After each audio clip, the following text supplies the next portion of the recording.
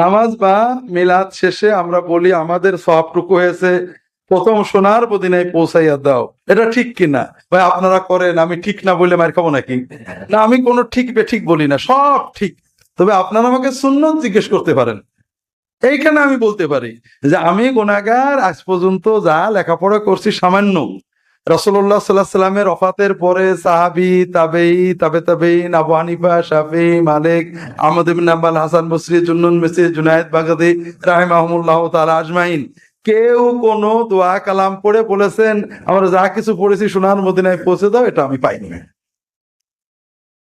2 নম্বর কথা হলো, এখানে আরো কিছু আমার প্রশ্ন আছে। আপনারা ভালো কাজ করেন, আমাদের কোনো আপত্তি নেই, কিন্তু আমার প্রশ্ন হলো যে আমি যখন পড়ছি, আমি মনে মনে নিয়ত করছি যে এই দরুদটা নবীর জন্য, নবীর জন্য আমরা 10 বার দরুদ পড়লাম। মনের নিয়ত আমার ছিল নবীর জন্য, পড়লামও নবীর জন্য। 10 বার পড়ার, প্রত্যেকবার পড়ার পরে বা 10 বারের পরে ফেরেশতারা তো ওটা নিয়ে নবীজির কবরে যায়নি, বসে আছে যে আমি হাত তুলে বলবো এরপরে যাবে, ঠিক আছে না? আমি কোরআন পড়ছি মনে করেন, যদিও মৃতদের জন্য কোরআন পড়ার সুন্নত পাওয়া যায় না, আপনি পড়েছেন আপনার আব্বার জন্য, আম্মার জন্য, আপনি পুরো 1 খতম কোরআন পড়েছেন। প্রতিদিনই বসেন যে আম্মার জন্য 1 খতম কোরআন পড়বো। প্রতিদিনই আল্লাহ আপনার অন্তরের কথা জানেন, জানেন না? আপনি আপনার আম্মার জন্য 10টা আয়াত, 100টা আয়াত পড়লেন, আল্লাহ দেখলেন, এরপরে খতম হয়ে গেল, তাও আল্লাহ জানলেন। কিন্তু আল্লাহ তো ওই সওয়াব আপনার আম্মাকে দেবেন না। হুজুর এসে বলবে যে আল্লাহ এই সওয়াবটা অমুকের আম্মার দাও, তারপরে দেবেন।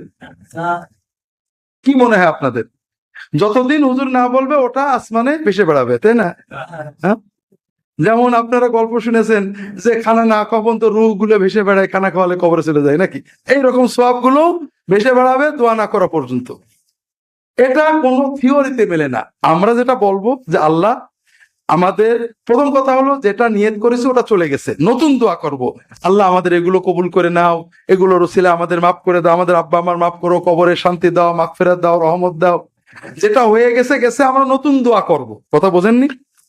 যেটা বাপমার নিয়তে করে ফেলেছে ওটা চলে গেছে। তো আমরা বড় জোর নেক আমলের ওসিলায় আল্লাহর কাছে আরো চাইতে পারি, আল্লাহ 100 বার দরুদ পড়ছি, এই দরুদটা কবুল করে এর ওসিলা আমার আব্বা আমার মাফ করে দাও, আমাদের বিপদ কাটিয়ে দাও, আমার আব্বা আমার রোগ ব্যাধি ভালো করে দাও। আল্লাহর কাছে নতুন নতুন জিনিস চাইতে হয়। আপনি যদি বলেন যে হুজুর আমার আব্বার জন্য দোয়া করেন, আমি বললাম যে আল্লাহ আপনার আব্বাকে মাফ করে দেন, এটা একটা নতুন দোয়া। আর আপনি যদি বলেন হুজুর আমি আব্বার জন্য 2 খতম কোরআন পড়েছি, আমার বকশে দেন, তার মানে হলে এতক্ষণ আপনার আব্বা আমা পাইনি, আমি না পড়লে পাবে না, এটা তো হইল না। এই জন্য আমি আমার পড়া মতো সুন্নতে পাইনি যে সাহাবী, তাবেঈন কেউ কোন দোয়া কালাম ও দরুদ কোরআন পড়ে বলেছেন যে আল্লাহ এগুলো সব অমুক অমুকের পৌঁছে দাও, আমি পাইনি। আপনারা যদি কেউ পান আমার দেবেন যে সাহাবীরা এরকম করে বলেছেন, অথবা ইমাম আবু হানিফা বা শাফি, আহমদ, মালিক বলেছেন, আলহামদুলিল্লাহ, আমরা তখন তো শুরু করে দেবো ইনশাআল্লাহ।